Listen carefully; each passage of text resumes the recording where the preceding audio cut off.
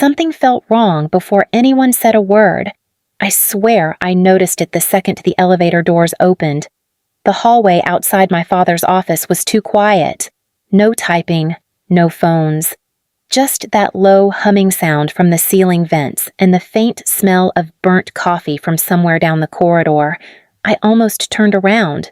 Honestly, I probably should have. But I was already there, holding a folder with the last approval form for the Lakeshore Redevelopment Initiative. $96 million. Months of work. One final signature from my father and the whole thing would move forward. So, yeah. I kept walking. My name is Evelyn Sterling. I am 34 years old, and if you had asked me that morning what kind of man my father was, I would have said he was the one who gave me everything. Charles Sterling, founder of Sterling Urban Development, the man who adopted me when I was 6 and told me I belonged in a family that built cities.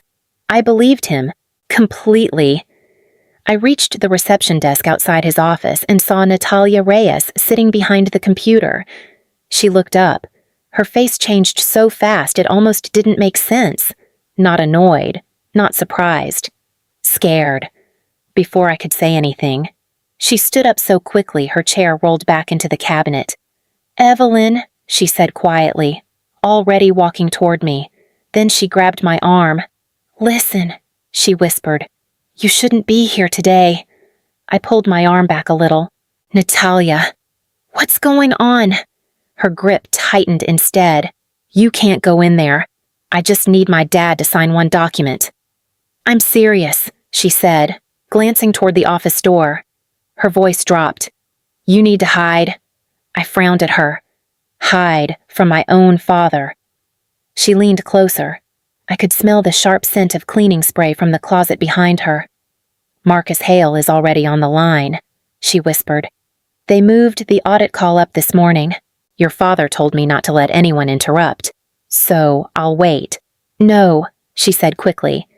"If he sees you here right now, he'll shut the door and the whole thing disappears." "What whole thing?" She shook her head. "I don't have time to explain." Before I could say anything else, she opened the narrow storage closet beside the reception wall. Coats hung inside. Stacks of file boxes sat on the floor. "Get in," she said. "Natalia, this is ridiculous. I swear to you, Evelyn." Her voice trembled now. "Just trust me." I hesitated. Then I stepped inside. She closed the door softly behind me. "Stay quiet," she whispered through the crack. "No matter what you hear." The hallway went silent. A moment later, the main office door opened. My father's voice carried across the floor. "Marcus," he said calmly, "let's talk about the audit." The closet was dark. I could hear my own breathing. Too loud. The air smelled like old paper and that sharp lemon cleaning spray. Then my father spoke again. "Marcus, relax," he said. "Calm." The same voice he used with investors. The second voice came through the speaker on his desk. "Marcus Hale, the company's chief financial officer. I'm not relaxed. Charles." The auditors asked about the Lakeshore filings this morning. They always ask. This time, they asked for supporting contractor records. A chair creaked. I pictured my father leaning back, thinking. Marcus continued. "There's a $4.2 million discrepancy between the subcontractor invoices and the actual transfers." My chest tightened. Marcus lowered his voice. "If they keep digging, they'll reach the Delaware contractor accounts." "They won't get that far," my father said. "You sound very sure. They'll stop where the compliance approvals point them." Silence. Marcus spoke again. Slower now. "Those approvals carry Evelyn's signature." My fingers pressed into the closet wall. "Yes," my father said. "You're comfortable letting the review stay at her level. It's where the documentation leads." Marcus didn't respond right away. Finally, he said, "She's your daughter." "Charles." My father gave a small laugh. "Marcus, she's an employee who runs compliance. You adopted her, and I gave her a career." The room went quiet for a moment. Marcus spoke again. If investigators question her, she might say the numbers came from accounting. They came through accounting, my father said evenly, but the compliance office approved the final reports. Another pause. Then my father added, almost casually, Evelyn has spent her entire life trying to prove she belongs here. A glass touched the desk. I heard the soft clink. She'll stand by the company, he said. People like her always do. I stayed completely still in the closet, my palm pressed against the wall like that might keep the room from spinning. Marcus spoke again, quieter now. This situation is bigger than the housing contract 10 years ago. My father made a faint sound, not quite a laugh, more like someone brushing off an old inconvenience. That situation was resolved. Marcus didn't sound convinced. You remember how that resolution happened. A chair shifted across the floor. I heard the scrape through the door. Marcus, my father said, patient, almost bored. The man in that case signed the authorization forms himself. You handed him the forms, Marcus replied. Silence settled over the office. Then Marcus added, Miguel Reyes lost everything over that. My father didn't raise his voice. He made a decision. He trusted you. Another pause. For a moment I thought the call had dropped. Then my father spoke again, calmer than before. That was a long time ago. Marcus exhaled slowly. And now the auditors are looking at another project with missing money. Another project with incomplete paperwork, my father corrected. The difference is $4.2 million. The difference, my father said evenly, is that this time the compliance chain is very clear. Marcus hesitated. You mean Evelyn's approvals? Yes. Marcus sounded uneasy now. You're comfortable letting the review stop there. The documentation leads there, and if investigators keep digging, a glass touched the desk. I heard the soft clink. My father answered without hesitation. They won't. Marcus spoke again, almost under his breath. And if Evelyn refuses to carry that responsibility, my father gave a short, quiet laugh. She won't.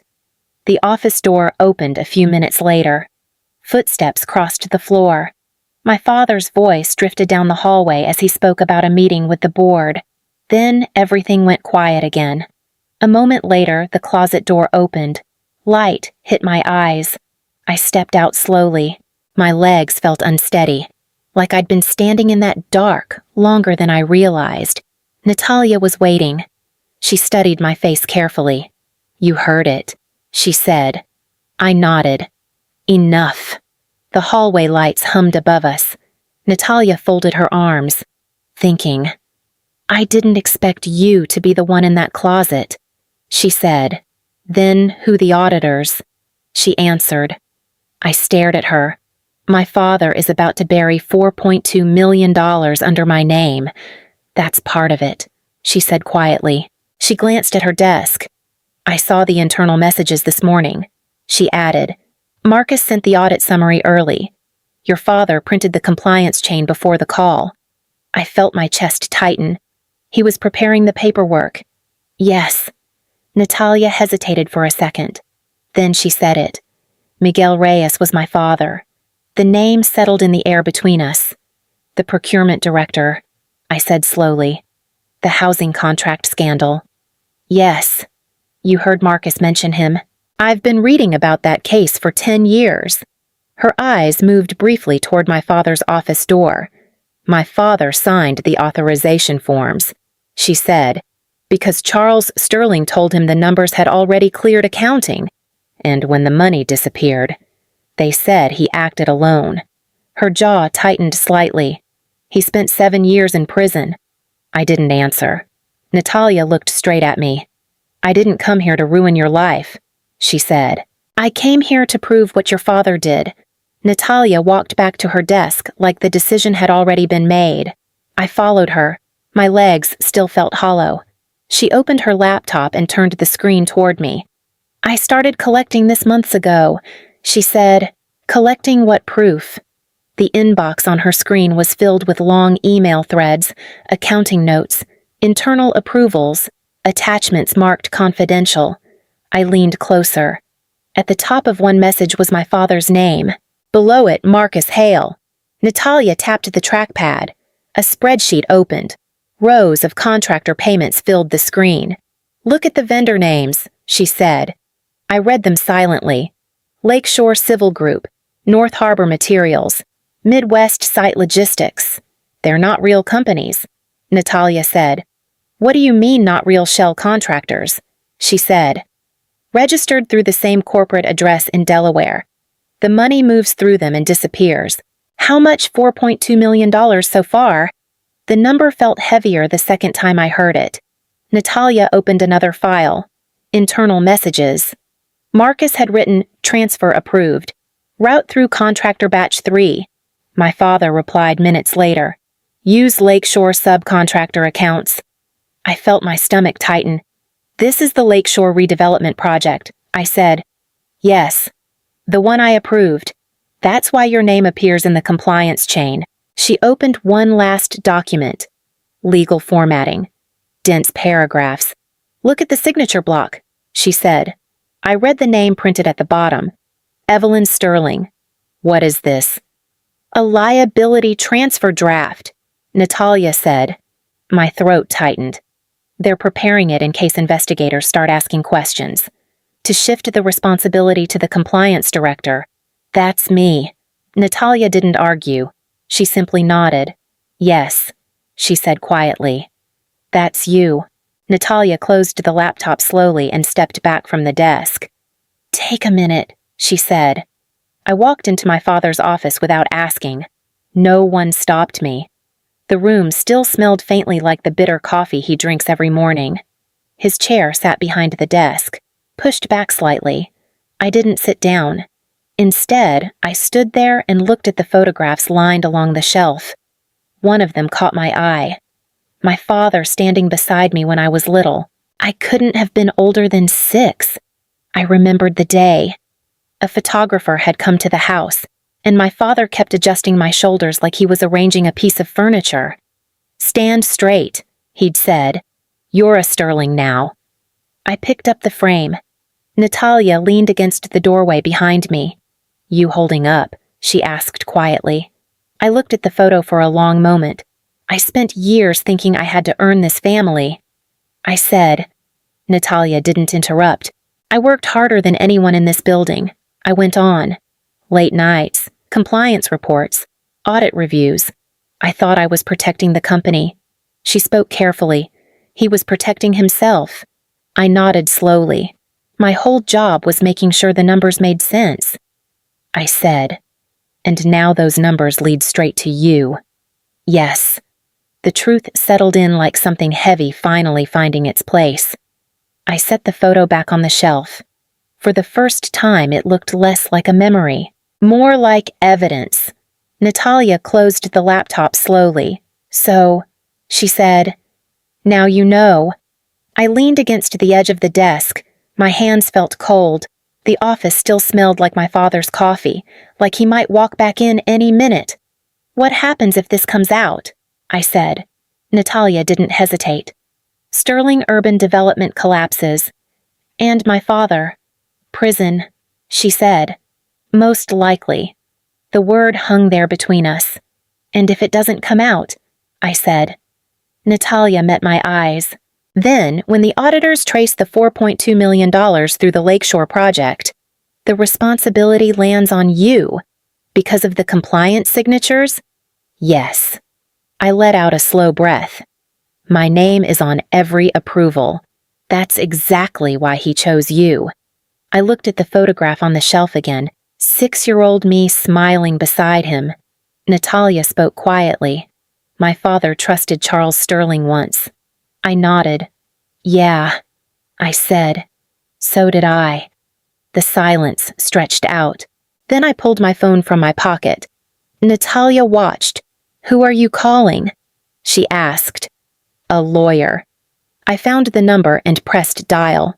When the man answered, I said calmly, "My name is Evelyn Sterling. I believe my father committed financial fraud." 3 weeks later, the ballroom in Sterling Tower was packed. Investors, city officials, reporters.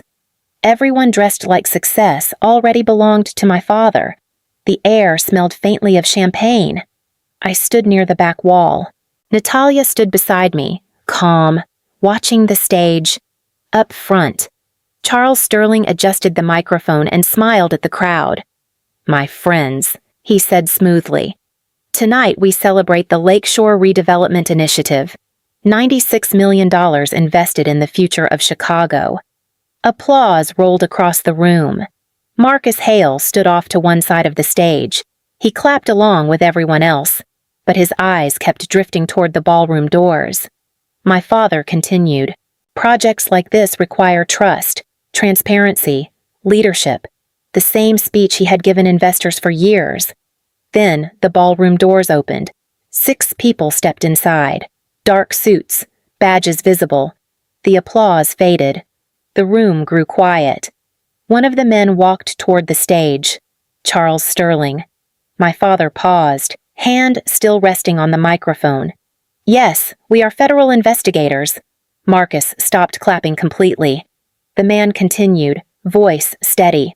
"You are under arrest for financial conspiracy, wire fraud, and falsification of project accounting connected to the Lakeshore Redevelopment Initiative." Whispers moved through the crowd. My father slowly looked across the ballroom. His eyes found me. For a moment, he said nothing. Then quietly, "You did this." I stepped forward. "No." His voice hardened. "You destroyed your own family." I shook my head once. "You destroyed it the day you decided I was expendable." The investigation moved slowly once the records opened up. Marcus Hale made a deal within 2 months. In court, the prosecutors explained how $4.2 million had been routed through subcontractors connected to the Lakeshore project. The numbers sat on the screen behind them while everyone in the room pretended they had never believed Charles Sterling could do something like that. My father never looked at me during the hearings. Natalia stood at the back of the courtroom the day the judge cleared Miguel Reyes's record. She didn't cry. She just said quietly, "My father should have been here to hear that."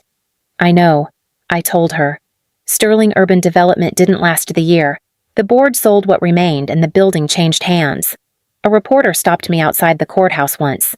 "It was your inheritance," he said. I shook my head. It was a company built on decisions I didn't make. A few months later, I started working with a nonprofit that reviews public development contracts. Smaller office, fewer suits. Natalia visited one afternoon. "You look different," she said. "Maybe lighter." Before leaving, she smiled faintly.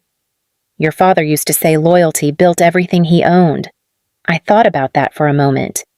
"Maybe," I said, "but honesty decides what survives."